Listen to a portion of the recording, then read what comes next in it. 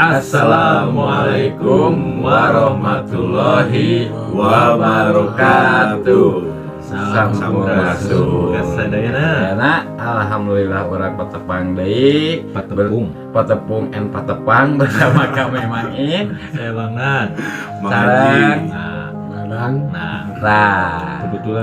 kebetulan Kang Aji sareng Padadang. Ini masih dekat-dekat rumah. Tapi salah satu subscriber. Iya, alhamdulillah. Karena kontennya menarik. Nah, terus dikira bukan Orang sini. Nah, setelah ketemu ternyata tetangga. Nah, sekalian kesini. Ya, penasaran. Terus ingin ngobrol, ingin sharing, yaitu ada yang ingin ditanyakan tentang bocah angon ya. Iya, bocah angon.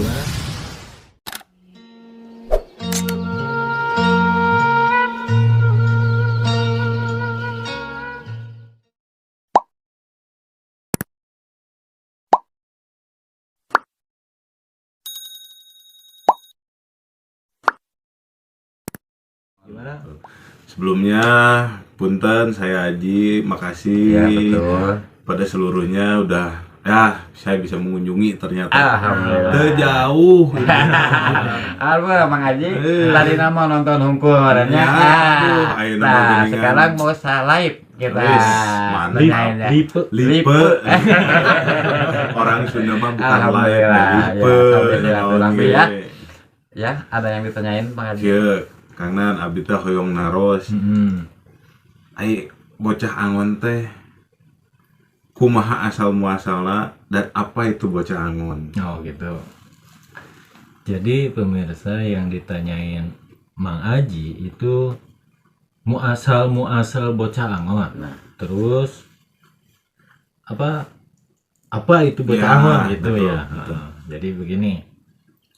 Kalau asal muasal bocah angon itu ada dari Uga Wangsit Siliwangi. Yang bocah tersebut di kemudian hari kelak akan menemukan Ratu Adil. Yang menemukan Ratu Adil itu bocah angon. Itu asal muasal. Nah, kalau siapa atau apa itu bocah angon? Kalau versi saya pribadi. Versi Mangnan nih. Nah, itu tentang sifat yang ibaratnya pasti semua orang mengalaminya, gitu. Karena kenapa saya bilang sifat, semua orang ini pasti mengalaminya gitu tentang bocah angon ini. Jadi bocah angon itu seseorang yang mengumpulkan ranting dan daun kering. Ranting daun kering ini bisa diibaratkan tentang sejarah, ya, tentang kehidupan, ibaratnya pengalaman hidup, atau dalam Islam itu syahadat. Nah, ini dalam bocah angon, atau seseorang yang sedang hijrah dari ibaratnya mencari siratal mustaqim, jalan yang lurus, gitu kan. Nah, ini bocah angon, gitu.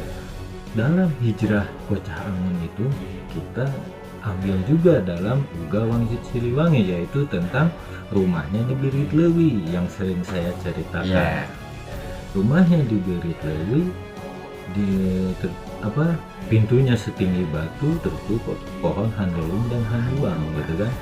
Nah, rumah itu saya artikan yaitu kalbu atau mata hati, gitu kan, atau dalam agama bisa disebut Nur Muhammad gitu, atau juga bisa yang dibilang mata batin.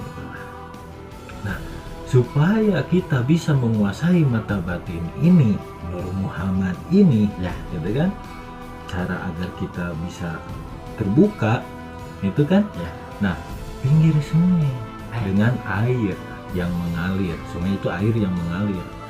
Lamun air anu cicing lain sungai ngaranna balong. Waduh, gitu kan ya. Akuarium.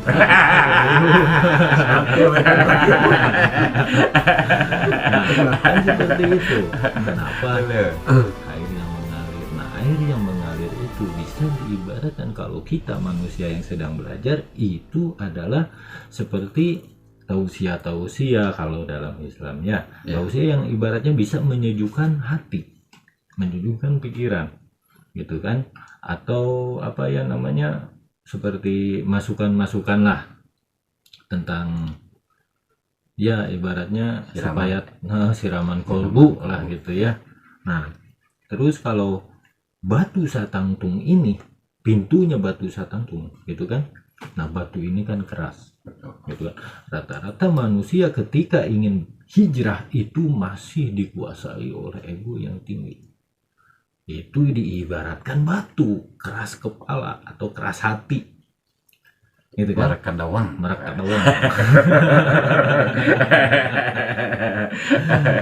Iya betul kan. Betul. Nah jadi ketika ingin kita masuk ke rumah itu yang dibilang Nur Muhammad, yang dibilang mata hati atau kalbu itu, kita harus bisa mengalahkan batu ini, melelehkan batu ini, ego gitu kan. Nah caranya seperti apa? Nah rumahnya tertutup pohon handelem dan hanjuang. Handelem dan hanjuang itu saya ibaratkan atau saya gambarkan tentang guru atau seseorang yang mengerti akan yang dibilang lah kalau tidak jauh seperti orang-orang spiritual gitu kan, yang bisa mengerti arti kehidupan atau bisa mempelajari kehidupannya, belajar dari pengalamannya gitu kan. Nah itu yang bisa menunjukkan agar si batu ini bisa kita geser atau kita hancurkan gitu. Nah itu bocah Angon ini tujuannya apa, kenapa kan bisa bisa menemukan Ratu Adil gitu kan. Nah Ratu Adil ini yaitu kalau menurut saya Ratu Adil itu yaitu yang maha kuasa. Ratu Adil itu yang maha kuasa karena yang maha kuasa itu bertindak yang seadil-adilnya. Orang baik ya diberi kebaikan, keburukan dibalas dengan keburukan gitu kan. Itu adil gitu kan. Bukan pengadil. Pengadil dan keadilan. Ibaratnya seperti itu kan. Nah supaya kita tahu nih Ratu Adil ini lewat bocah Angon. Nah bocah Angon ini nantinya yang akan membangun kejiwaan setiap manusia agar berlaku seperti Ratu Adil. Jadi membangkitkan jiwa Ratu Adil dalam setiap diri manusia, karena di setiap manusia itu kan ada yang namanya Nur Muhammad. Betul kan? Betul. Nah Nur Muhammad itu yang bisa menunjukkan apa, yang bisa mendorong kita menuju sifat Ratu Adil ini gitu. Jadi apa, sifat ketuhanan tuh bisa lah keluar gitu. Kalau dalam istilah ilmu Jawa mah manunggaling kala Gusti gitu kan. Nah seperti itu kalau misalkan bocah Angon gitu.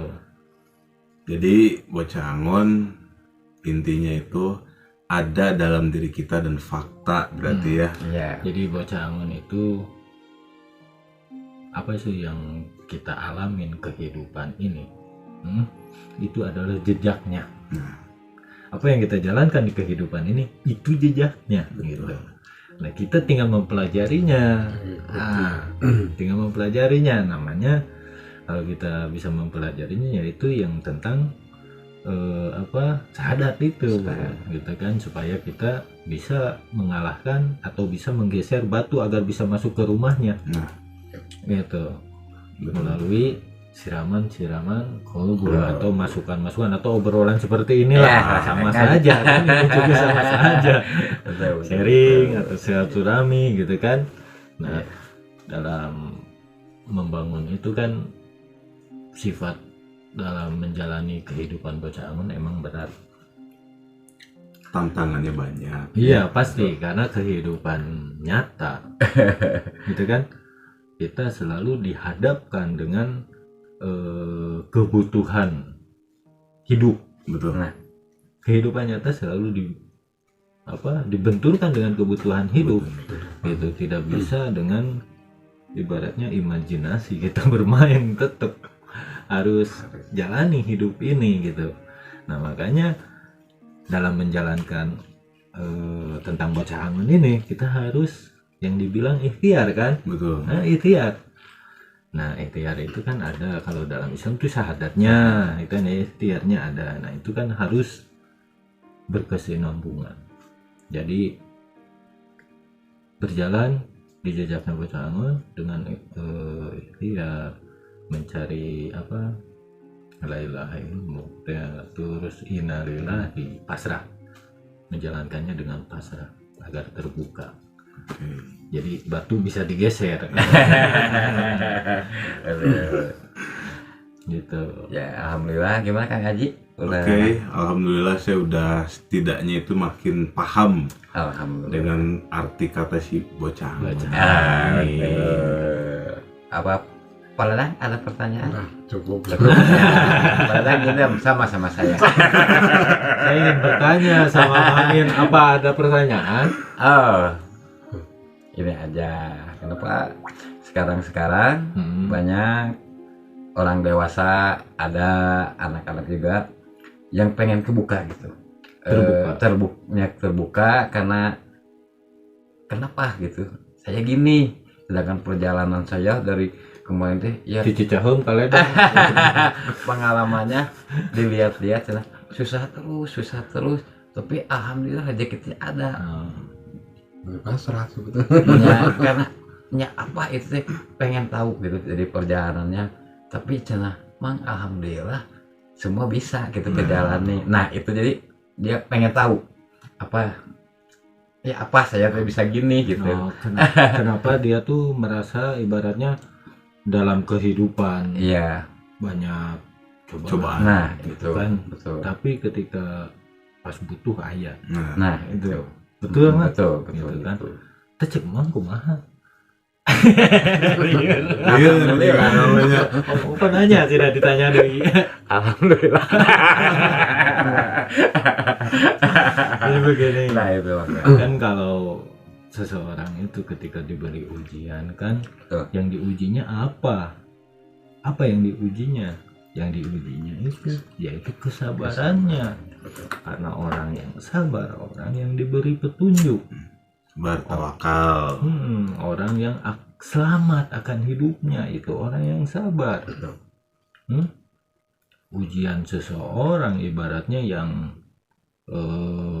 terkadang nih memiliki atau titisan, karena orang-orang titisan tersebut kan memiliki visi atau misi itu kan. Nah digemblengnya yang seperti itu mang, yang tadi saya bilang gitu, di visi misi supaya kita tuh sabar, karena di kemudian hari pengalamannya akan menjadi cerita untuk orang lain.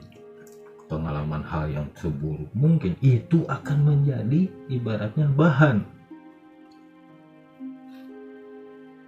Paham? Kangen, boleh nanya nggak nih? Boleh. Saya penasaran ini. Kang Haji nih, Saya Kang pengen Haji. tahu ciri-ciri dengan orang-orang titisan itu seperti apa. Nah, orang-orang titisan. Orang-orang titisan itu biasanya suka diberi rasa penasaran. Penasarannya itu ibaratnya tentang yang pertama nih, tentang kenapa saya ibaratnya hidup seperti ini, terus kenapa saya bisa lahir di tempat atau di daerah tertentu lah ibaratnya, kenapa saya dipertemukan ini, kenapa saya diberikan masalah seperti ini gitu kan. Nah kan ketika diberi masalah seperti itu, itulah sebenarnya orang-orang yang memiliki titisan terkadang memiliki rasa yang kita tuh gak ngeh bahwa apa yang kita rasakan itu sebenarnya nyata. Misalkan nih saya bisa baca seseorang tapi kita gak ngeh kalau sebelum ibaratnya itu hanya seperti kita hayalan atau gimana lah, seperti halu tapi sebenarnya nyata kan? Sebenarnya kita membaca orang itu benar gitu, isinya tuh begini nih ahli karakternya gitu. Nah itu awalnya sih begitu, tapi kalau orang yang dititisi itu biasanya berhubungan dengan hal-hal goib. Kebanyakan berhubungan. Rata-rata lah ya. Udah pasti.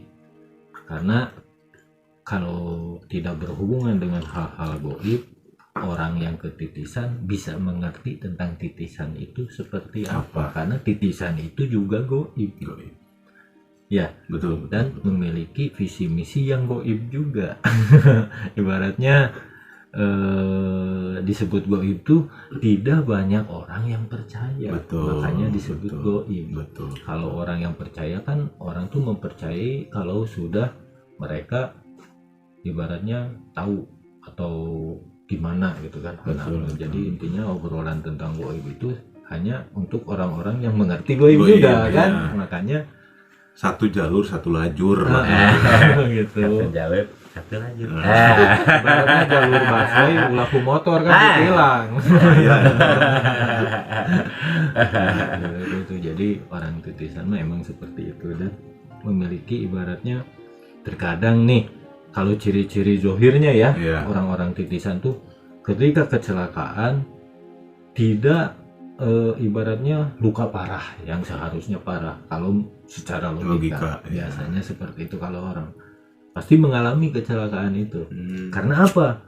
Orang titisan itu ibaratnya dari kecil aja udah dicari sama musuh-musuhnya itu, udah Iya. dihalangin supaya tidak jadi ibaratnya. Tapi ada kemungkinan dari kecil sudah diberi ilham. Ada sebenarnya, cuman kan nggak yang saya Tidak, bilang iya. tadi. Heeh. Tapi setidaknya dia sudah diberi. Heeh, Ya, udah betul. ada, cuman kan belum terlatih gitu, belum Betul, terlatih. betul, betul, betul. Mantap kan. Nah, terlatih mah kelihatan gitu. Bisa merasakan secara langsung. Makin terbuka lah intinya. Karena kan yang saya bilang kalau bocah angun itu ada pohon handelem dan hanjuang. Nah itu peranannya ini Oh, untuk iya. anak-anak atau orang-orang yang dikritisi Betul. agar bisa masuk ke rumah bocah angun itu, yaitu membuka nurnya itu agar apa bisa mengenali dirinya. Betul. Gitu. Dengar-dengar ada suara Mang Dadang. Kayaknya ada satu pertanyaan. Mang apa Dadang?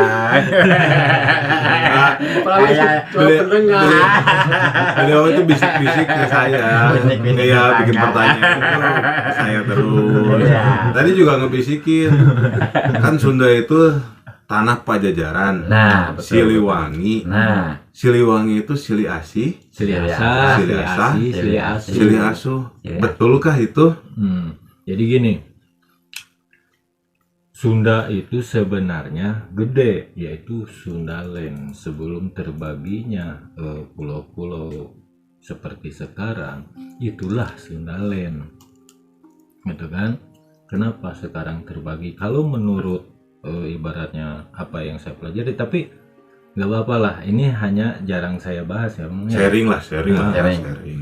Jarang saya bahas karena ibaratnya takut percaya atau untuk Nah. itunya soalnya kan Tapi kalau misalkan kami di sini salah, dikoreksi juga. ya, oh gitu ya. Dikoreksi juga. jadi kan kalau menurut saya itu yang saya pelajari yaitu bahwa pulau-pulau yang sebelumnya terpisah ini itu kan nyatu, yaitu Sundaland. Tapi saya yang cerita ini bukan tentang sejarah sebenarnya, Mang. Iya. Jadi apa yang saya lihat gitu.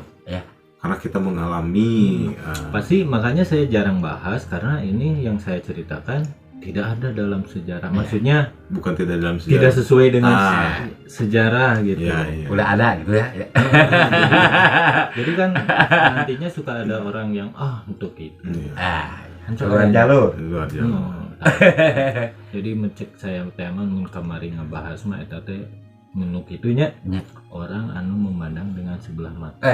Kita. Gacal teh. Nah, Tapi dah sekarang mah Kang Dan kebanyakan teh melihat dengan telinga, mendengar dengan mata. Oh benar.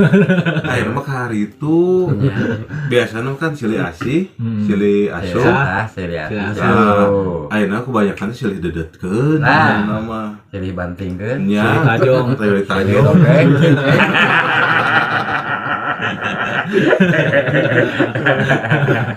Nah, eta bahaya tuh. Komo dalam pekerjaan mah aduh silina teh seueur aya nama nu kitu teh. Nanya. Sini kanau gitu. Nah, silina no. Jadi akot ya cepanan. Bisa ngakot tuyul. Wah, Ya, ada kade. biasa. Ya jadi intinya silih asa, silih asi, silih asu itulah yang harus kita dirikan. Karena silih asa, silih asi, silih asu itu kuncinya kehidupan. Apa? Gitu kan?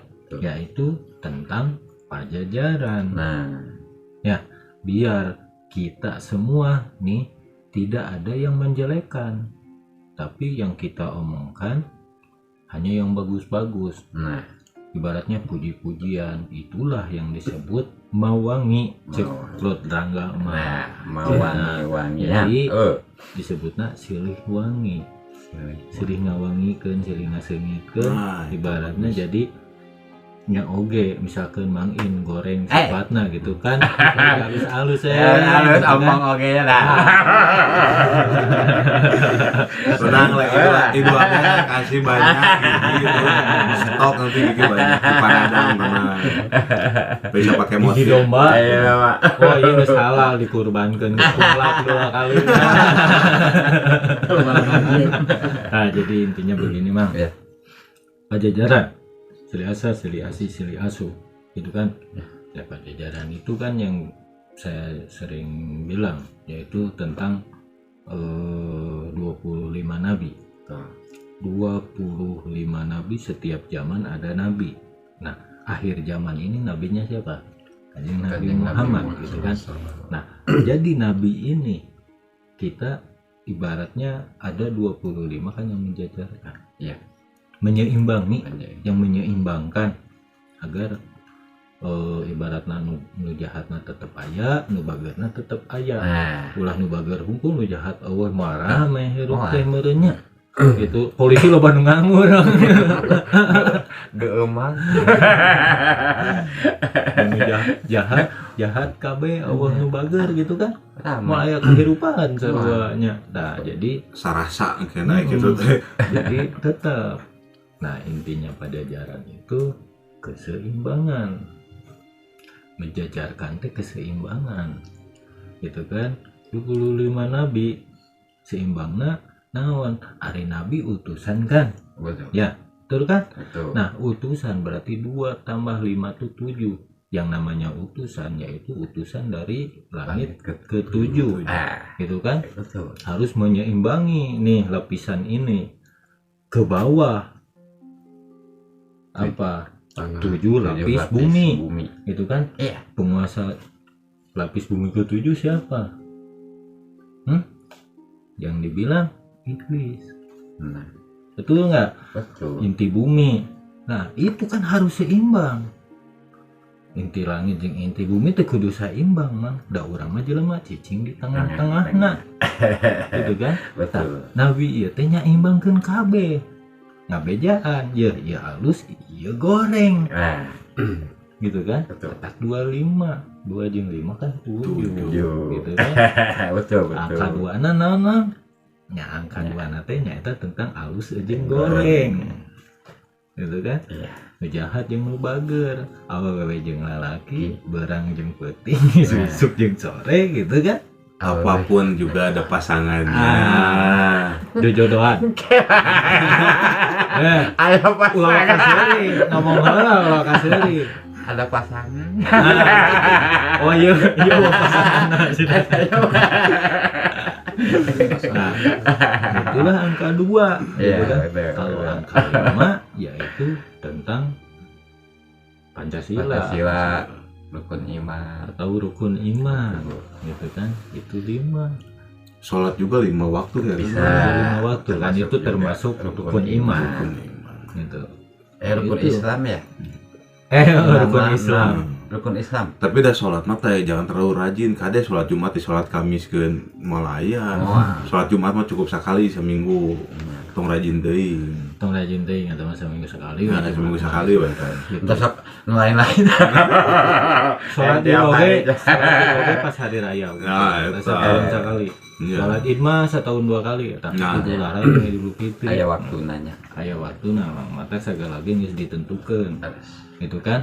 Ayeuna mah keur neangan jodoh can menang wae berarti geus ditentukeun can menang can waka. Eta Tahan ya. Tahan. perjalanan heula. Tapi beli aya nu bade absen memang. Masara abdi mah tapi emut-emut heula we. Kekurangan abdi dina ieu. Saya ditutup ya teman. Tapi insyaallah ke Idul Adha mah geus rapi da. Rapi.